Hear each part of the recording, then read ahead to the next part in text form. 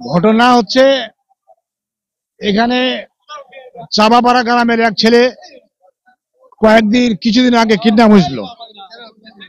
Kidnap হওয়ার পরে ওরা থানা ডিবির কাছে যোগাযোগ করার পরে খবর টবর কিভাবে তথ্য আদায় করছে, তারপর ছেলেটাকে কালকে ধরছে ইয়াতে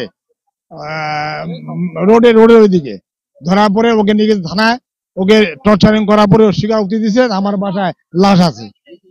তখন আসে এখানে লাশটা করে ওনার বাসা পাইছে আজকে রাত 2টার দিকে। তারপর লাশটা পাওয়ার পর লাশ তো নিয়ে গেল, ওকে সেজনকে ধরে নিয়ে গেছে। এখন জনগণের যে ক্ষেত্রটা, জনগণকে থামা যাচ্ছে না, জনগণের তো আগুন দিচ্ছে।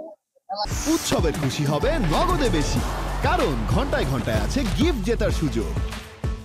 জড়িত প্রত্যক্ষ পরোক্ষভাবে যারা এই কাজে ইন্ধন দিচ্ছে, সহযোগিতা করেছে, আমরা প্রত্যেকের বিচার চাই, প্রত্যেকের ফাঁসি চাই। এর মাধ্যমে যেন একটা দৃষ্টান্ত হয়ে থাকে, যেন এই ধরনের অপকর্ম যেন কেউ যেন দুঃসাহস না করতে পারে। এই জন্য আমরা এলাকাবাসীর ফাঁসি চাই। আমার ফ্রেন্ড তো সেক্ষেত্রে তাকে টাকা নেওয়ার পর মুক্তিপণের দাবি করে, সেক্ষেত্রে আমরা টাকা দিই 25 লক্ষ, সেক্ষেত্রে আমরা পাই না। এখন আমরা তার জন্য আমাদের ঠাকুরগাঁয়ে বিক্ষোভ মিছিলও করি, সমাবেশের পর আমরা সিজানের নামে মামলা দায়ের করি। সেখানে তাকে রিমান্ডে দেওয়ার পর প্রশাসন স্বীকার করছে, তার বাসা থেকে আমরা লাশ উদ্ধার করি। সেক্ষেত্রে এখন ওর পরিবারকে আমরা পাইছি, সেক্ষেত্রে এখন ওর পরিবারের মানুষকে এখানকার জনপ্রতিনিধি এমনকি পুলিশ তাদেরকে সহায়তা দিচ্ছে। এখন আমরা কাজে সাধারণত অবস্থা যাবো, তাহলে আমাদের কি করণীয়?